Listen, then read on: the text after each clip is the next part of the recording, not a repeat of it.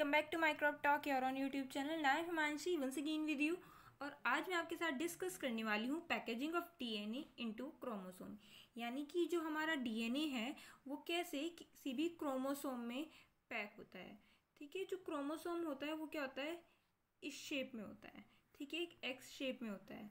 और जितनी भी ऑर्गेनिजम्स होते हैं उन सभी में क्या मिलता है, क्रोमोसोम मिलता है। ठीक है, यूकैरियोटिक ऑर्गेनिजम्स में। बट जो प्रोकैरियोटिक ऑर्गेनिजम्स होते हैं उनमें इस शेप में क्रोमोसोम नहीं मिलता है, बल्कि जो डीएनए होता है वो कंडेंस्ड फॉर्म में मिलता है, जिसे हम क्या कह देते हैं कि ये बैक्टीरियल क्रोमोसोम है। ओके, तो चलिए थोड़ा और आगे बढ़ते हैं। यहाँ पर हम जानेंगे कि क्रोमेटिन एंड क्रोमोसोम क्या है, बहुत ही बेसिक उसमें जानेंगे हम, क्योंकि हमारा इस वीडियो का मेन मोटिव क्या है कि हम समझने वाले हैं कि कैसे जो डीएनए है वो पैक होता है क्रोमोसोम में। ठीक है, तो मैंने यहाँ सिर्फ बहुत कम शब्दों में आपको बताया है। जो डीएनए होता है वो क्या होता है, कॉम्प्लेक्स स्ट्रक्चर है एक तरीके का। ठीक है, और जब इस डीएनए का कॉम्प्लेक्स, ठीक है, किसके साथ मिलेगा, प्रोटीन के साथ मिलेगा। ठीक है, तो वो क्या बनाएगा, क्रोमेटिन। यानी कि अगर मैं नॉर्मल लैंग्वेज में बोलूँ तो डीएनए प्लस प्रोटीन क्या बनाएगा, क्रोमेटिन। ओके, तो क्या बना रहा है ये, क्रोमेटिन। ठीक है, क्रोमेटिन क्या है, एक ग्रीक वर्ड है जिसका में क्रोमा का मतलब होता है कलर। ठीक है, क्योंकि ये स्टेन हो सकता है, तो इसकी स्टेनिंग प्रॉपर्टी की वजह से इसको क्या बोलते हैं, क्रोमेटिन। ठीक है, बेसिकली कैसे होती है ये, एक थ्रेड लाइक, यानी कि जो धागा होता है उसकी जैसी संरचना होती है इसकी। ठीक है, तो थ्रेड लाइक स्ट्रक्चर है ये। जो क्रोमेटिन होता है एम फेज में कन्वर्ट होता है। कन्वर्ट कैसे होता है, बहुत ज़्यादा कंडेंस्ड हो जाता है। ठीक है, और कंडेंस्ड होके क्या बनाता है, क्रोमोसोम बनाता है। क्या बना रहा है, क्रोमोसोम बना रहा है। ठीक है, तो यही जो पूरा प्रोसेस है कि कैसे क्रोमेटिन से क्या बनेगा, एक क्रोमोसोम बन जाएगा, यानी कि एक डीएनए पूरा का पूरा किस में पैक हो जाएगा, क्रोमोसोम में पैक हो जाएगा। वही क्या है, यस, वही है packaging of DNA into chromosome. तो यहाँ पर मैंने क्रोमोसोम का कंस्ट्रक्शंस दिखा रखा है इस वाली इमेज में, किससे, डीएनए से। ओके, थोड़ा और आगे बढ़ते हैं। ये जो क्वेश्चन आप लोगों के मन में भी तक आ रहा होगा कि क्यों जो डीएनए है वो क्रोमोसोम में पैक हो रहा है, मतलब वो डीएनए ऐसे ही क्यों नहीं रह लेता, क्या ज़रूरत है उसको क्रोमोसोम में पैक होने की। तो आपको पता ही होगा कि जो डीएनए होता है यूकैरियोटिक सेल में, वो किस में मिलता है, न्यूक्लियस में मिलता है। किससे मिलता है, न्यूक्लियस से मिलता है। और कैसे मिलता है, कंडेंस्ड फॉर्म में मिलता है। ठीक है, क्योंकि डीएनए का साइज़ बहुत बड़ा है और न्यूक्लियस का साइज़ क्या होता है, बहुत ज़्यादा छोटा होता है। तो उसी को पैक करने के लिए हम क्या कर रहे हैं, ये मेथड यूज़ कर रहे हैं। क्या दिए बताया क्या है मैंने इसके बारे में, जो क्रोमोसोम होता है वो क्या होता है, छोटे साइज़ का होता है डीएनए से। ठीक है, एक मैं ह्यूमन के डीएनए की बात करूँ तो अप्रोक्सीमेटली क्या होता है, 2 मीटर का होता है। ठीक है, जो अगर हम उसको क्या करें, खोल दें एक सिरे से दूसरे सिरे तक, तो कितना होगा, 2 मीटर होगा अप्रोक्सीमेटली। जो न्यूक्लियस होता है ह्यूमन सेल का, ठीक है, वो क्या करता है, डीएनए को कंटेन करता है, उसमें डीएनए होता है।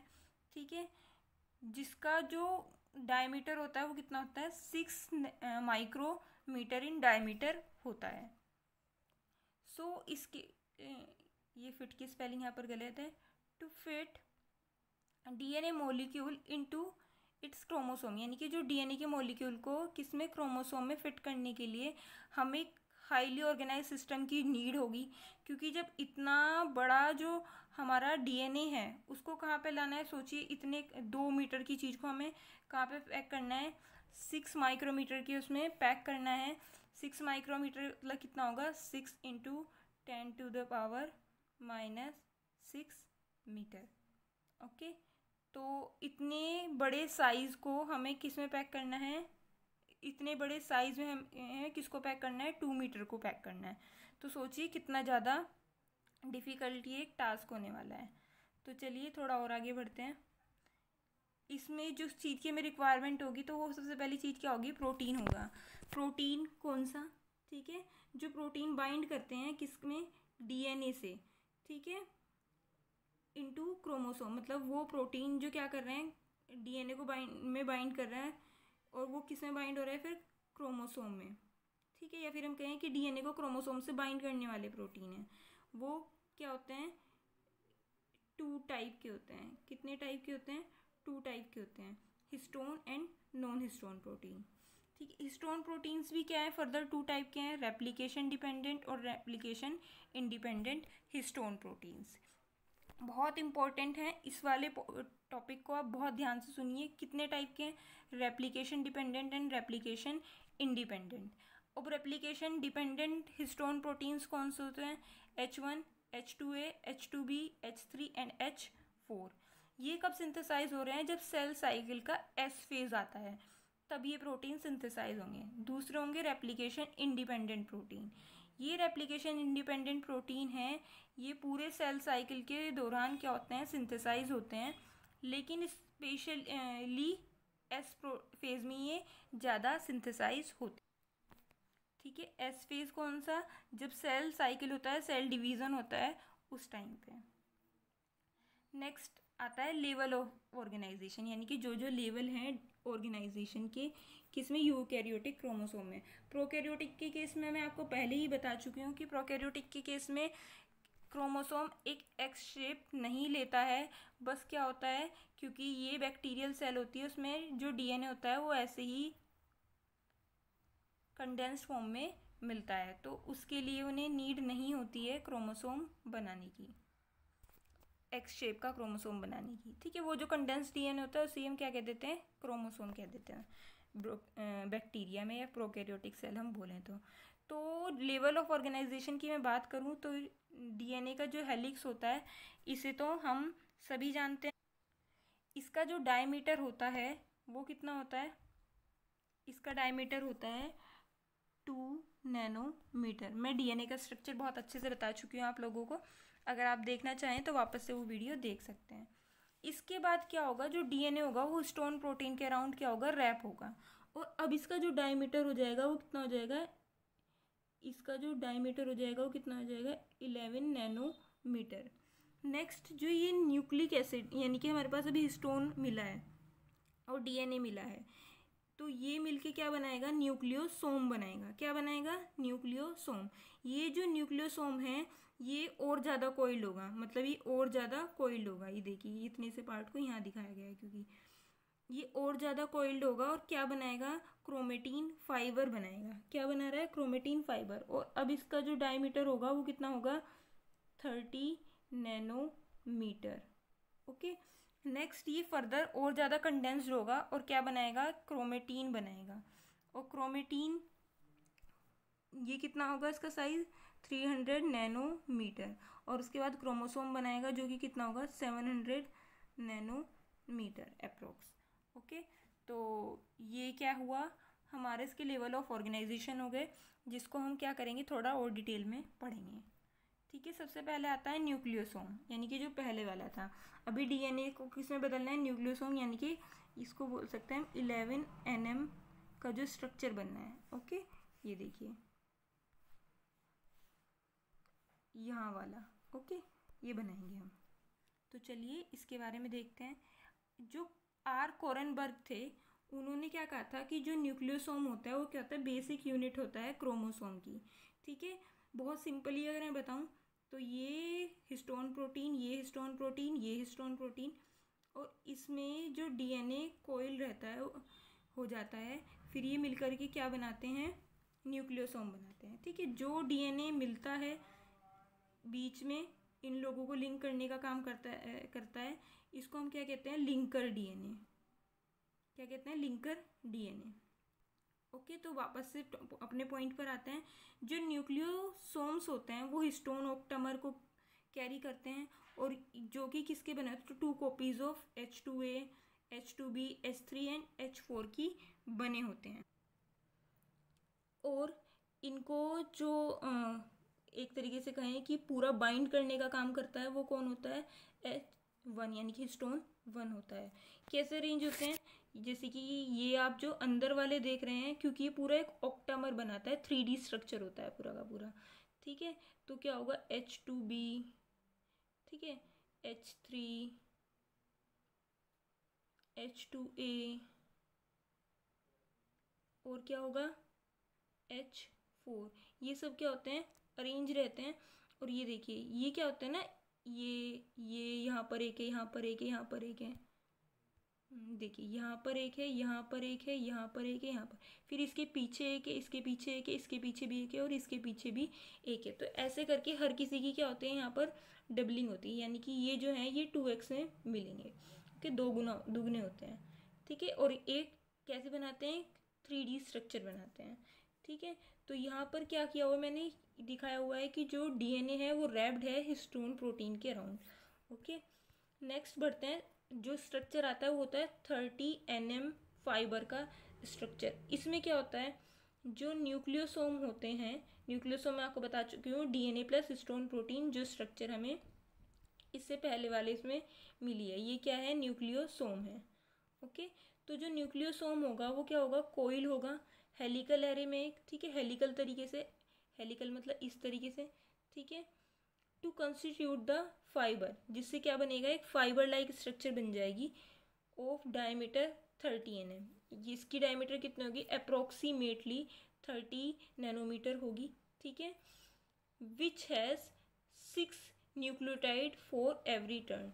ठीक है, यानी कि ये जो हेलिक्स घूम रहा है, हर एक उसमें कितने होंगे, 6, अप्रोक्सीमेटली 6 न्यूक्लियोटाइड्स होंगे। ओके, तो ये देखिए ये दिखा रखा है कि इतने से पार्ट को, ये जो देखिए ये ना पर टर्न कितने हैं, 6 न्यूक्लियोटाइड हैं। ओके, और हर एक उसको अगर हम गौर से देखें तो ये देखिए ये क्या बना रहा है, एक सोलेनॉइड स्ट्रक्चर बना रहा है। ठीक है, जो 30 nm का फाइबर होता है, इसको जो समझने के लिए मॉडल दिया गया है उसे हम क्या कहते हैं, सोलेनॉइड मॉडल कहते हैं। ठीक है, तो ये सोलेनॉइड स्ट्रक्चर यहाँ पर आपको दिखाई दे रही है। ठीक है, ये सोलेनॉइड स्ट्रक्चर है। नेक्स्ट बढ़ते हैं, जो कि है 300 nm और मेटाफेज क्रोमोसोम। ठीक है, यानी कि 300 नैनोमीटर का जो अब बनेगा एक फाइबर बनने वाला है। ठीक है, जिसे हम क्या कहते हैं, मेटाफेज क्रोमोसोम भी कहते हैं। तो इसमें क्या होगा, जब एक न्यूक्लियस है वो क्या हो रहा है, डिवाइड हो रहा है। ठीक है, यानी कि जब सेल डिवीज़न के टाइम पे क्या होता है, जब सेल डिवाइड होती है 1 से 2, तो उसका जो न्यूक्लियस होता है वो भी क्या होता है, यस, डिवाइड होता है। तो जब न्यूक्लियस क्या हो रहा है, डिवाइड हो रहा है, तो डीएनए क्या करेगा, अडोप्ट्स अ मोर कॉम्पैक्ट फॉर्म, यानी कि जो डीएनए होगा वो और ज़्यादा क्या होगा, सिकुड़ जाएगा, और ज़्यादा कॉम्पैक्ट हो जाएगा। ठीक है, ऑफ पैकेजिंग। ठीक है, इस टाइम पे पैकेजिंग में वो और ज़्यादा कॉम्पैक्ट होने वाला है, जिसके जो रिजल्ट होगा वो क्या होगा, हाईली कंडेंस्ड मेटाफेज क्रोमोसोम। इसकी वजह से जो क्रोमोसोम होगा वो क्या हो जाएगा, बहुत ज़्यादा कंडेंस्ड हो जाएगा। जो डीएनए होगा मेटाफेज क्रोमोसोम का, वो क्या होगा, और ज़्यादा कॉम्पैक्ट होगा। और कॉम्पैक्ट होने के बाद ये जो पहले वाली स्ट्रेंथ, यानी कि अगर मैं डीएनए की बात करूँ, जो पहला डीएनए था, ओके, उससे ये 10,000 टाइम, यानी कि इसका और उसके रेशो की मैं बात करूँ तो 1:10,000 हो गया है। ठीक है, यानी कि 10,000 गुना ज़्यादा कंडेंस ये हो चुका है। ये जो लेवल होता है, ठीक है, किसका, कॉम्पैक्शन का, या फिर हम कह सकते हैं कंडेंसेशन का, ये जो अचीव होता है किसकी वजह से, रिपीटेडली फोल्डिंग क्रोमोसोम फाइबर, यानी कि जो क्रोमोसोम फाइबर्स हैं वो बार बार क्या हो रहे हैं, यहाँ पर जो बार बार फोल्ड होते जा रहे हैं, कुछ इस तरीके से। ओके, इसकी वजह से क्या होगा, जो मल्टीपल लूप्स और कोयल बनेंगे, यानी कि बहुत सारे लूप्स एंड कोयल बनेंगे इस तरीके से। ठीक है, exactly how this is accomplished is unclear, यानी कि ये पूरा प्रोसीजर कि ये किस तरीके से होता है ये अभी भी अनक्लियर है। बट फोस्फोराइलेशन हो, ऐसा बोला जाता है कि फोस्फोराइलेशन है जो हिस्टोन प्रोटीन H1 का, ठीक है, वो एक इम्पोर्टेंट रोल प्ले करता है इसमें। बट जो अगर प्रॉपर प्रोसीजर की बात करें तो वो अभी भी अनक्लियर है, उस पर अभी भी स्टडी होनी है। ठीक है, बाकी पूरा प्रोसीजर नोन है, तो इतना तो हम बोल ही सकते हैं कि जो आगे की स्टडी है वो भी जल्दी ही इस पर पॉसिबल हो पाएगी। बट आज का जो ये वीडियो था ये इतना ही था। एक बार मैं थोड़ा सा आपको इस वाले डायग्राम की हेल्प से बता देती हूँ। पहले क्या था, डीएनए था, फिर वो और ज़्यादा रैप्ड हुआ हिस्टोन प्रोटीन में। जो कितने हिस्टोन प्रोटीन थे, 4 हिस्टोन प्रोटीन थे, और उनका ऑक्टोमर था, जो कि क्या थे, सील्ड थे किसकी वजह से, H1 प्रोटीन की वजह से वो क्या बना रहे हैं, एक जो क्रोमेटीन है उसका फाइबर बना रहे हैं, और क्रोमेटीन फाइबर बनाने के बाद वो फर्दर कंडेंस्ड होकर क्रोमेटीन बनाते हैं, और देन हमें मिलता है क्रोमोसोम।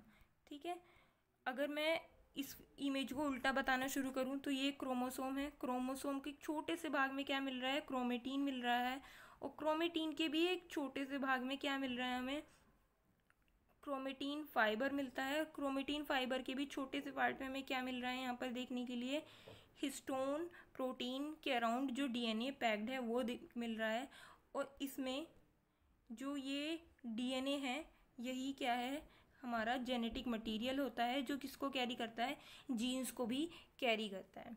सो ये था आज का हमारा छोटा सा वीडियो। आई होप कि आपको बहुत अच्छे से समझ में आया होगा कि कैसे डीएनए पैक्ड होता है क्रोमोसोम में। अगर ये वीडियो आपको अच्छा लगा है, आपको समझ में आया, तो इस वीडियो को लाइक करें, अपने फ्रेंड्स के साथ शेयर करें, और इस चैनल को सब्सक्राइब करें अगर अभी तक आपने इस चैनल को सब्सक्राइब नहीं किया है। आज के लिए बस इतना ही, मिलते हैं नेक्स्ट वीडियो में। Thanks for watching.